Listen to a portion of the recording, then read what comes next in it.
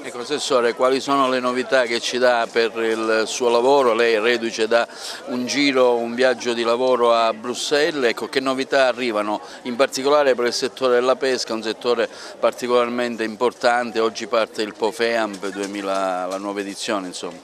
Beh sì, un lavoro intenso, devo dire che Bruxelles è stato importante anche perché abbiamo avuto occasione di fare il punto sulla prossima politica agricola comune, quindi è chiaro che se non si programma e non si programma per bene poi i risultati non sono ottimali o in qualche caso sono disastrosi e quindi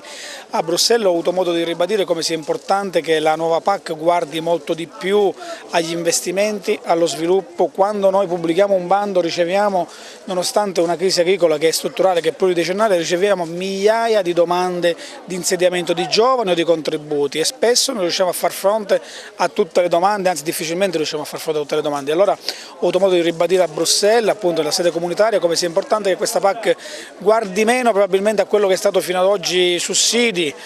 soldi a chi non coltiva, soldi a chi fa un'agricoltura ormai certamente tagliata fuori, certamente in ritardo, e che possa concentrarsi un po' di più e soprattutto su chi con coraggio vuole investire e innovare, perché la nostra agricoltura ce la può fare, si può affermare se abbiamo il coraggio di seguire la ricerca e quindi di innovare, di creare tutte quelle condizioni affinché si possa produrre prodotti di straordinaria qualità, unica ricetta per superare la concorrenza con prodotti di minore qualità che chiaramente spuntano a un prezzo minore. Sulla pesca devo dire un grande lavoro, un disegno di legge abbiamo presentato al Parlamento regionale, il governo Musumeci ha presentato un bel disegno di legge, dopo 18 anni si vuole mettere ordine alla materia in maniera organica, abbiamo pubblicato una serie di bandi importanti che quindi vanno nella direzione della trasformazione del pescato, quindi non più il mero prelievo del pesce poi destinato ai mercati, in balia dei mercati, ma oggi lo stesso pescatore e la sua famiglia lo possono lavorare, lo possono trasformare, lo possono commercializzare. Bandi pure per innovare le attrezzature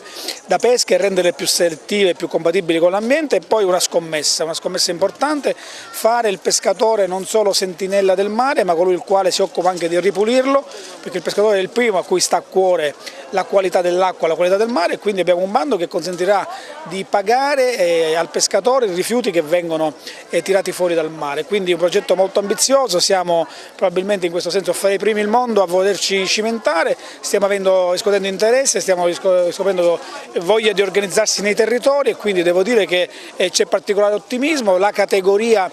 ha capito, vede che c'è un governo attento con un disegno di legge, con una battaglia che abbiamo portato avanti anche nei confronti del governo nazionale sul tema delle quote tonno. Abbiamo impugnato come giunta di governo un decreto che mortificava la nostra pesca, i nostri pescatori, col solito riparto delle quote di tonno che da 20 anni circa frega la Sicilia e i pescatori siciliani, e quindi i pescatori vedono che c'è un governo molto attento e sensibile a questa tematica, quindi siamo un unicum che cerchiamo di portare avanti questo importante mondo, questo importante settore che affonda le radici della nostra storia, ma che dobbiamo declinare in chiave positiva e moderna, riuscendo a cogliere tutte le opportunità